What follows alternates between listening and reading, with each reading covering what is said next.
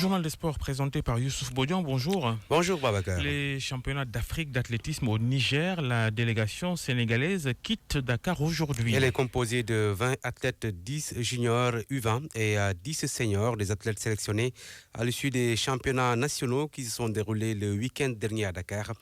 Ils ont donc permis de détecter de nouveaux talents qui peuvent valoir des médailles au Sénégal à Niamey.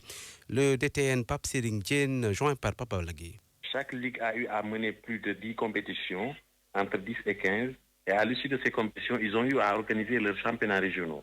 Donc il fallait au niveau national maintenant organiser des championnats, déterminer les champions et maintenant en même temps dégager vraiment notre shortlist qui pourrait nous conduire vers d'autres compétitions. Et parlant de ces compétitions, nous allons participer ce week-end au championnat de la zone 2 à Niamey, où la zone 2 c'est la CEDEAO, donc pour l'Afrique de l'Ouest.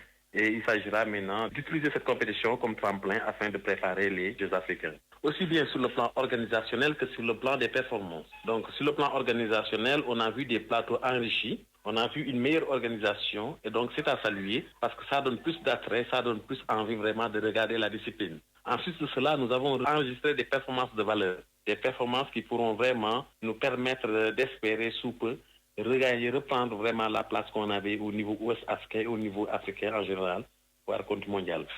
Donc, si on prend le cas du 400 mètres, ça fait belle lurette qu'on n'en parvient pas à avoir plus de 400 mètres en finale des championnats nationaux. Cette année, c'était le cas. Donc, on a 3 coureurs qui roulent en moins de 47 secondes. Au 100 mètres aussi, on a vu de belles performances, de même qu'au 200 mètres. Donc, des performances qui sont des minima pour les Jeux africains. Cela veut dire que vraiment, les performances étaient au rendez-vous, de même que l'organisation. 20 athlètes donc qui vont représenter le Sénégal à ces championnats de la zone 2 qui vont se dérouler à Niamey au Niger. Du basket, l'Afro-Basket féminin 2019, le Sénégal qui organise la compétition du 9 au 18 août, c'est cela. Oui. Et la composition des poules, le tirage au sort lundi prochain. Le 29 juillet à partir de 19h dans un hôtel de Dakar, la compétition va se dérouler, vous l'avez dit, du 9 au 18 août à Dakar. C'est Dakar Arena. 12 sélections seront donc en lice pour la succession du Nigeria. Les Lions du Sénégal sont rentrés de la Chine hier et ils y ont disputé 3 matchs amicaux. Du handball et du handball féminin. Le Challenge Trophy U20 qui démarre aujourd'hui à Conakry. Le Sénégal affronte le Bénin à 18h.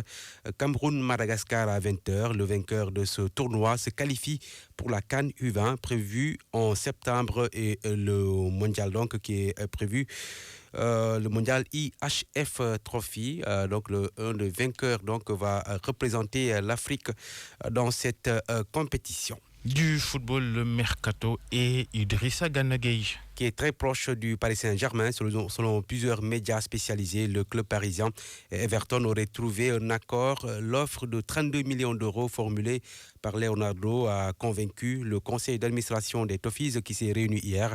Idrissa Gana Gueye au PSG, ça devait donc se faire dans les prochaines heures ou prochains jours. En revanche, transfert acté pour Sada Thioub qui quitte Nîmes pour le SCO d'Angers.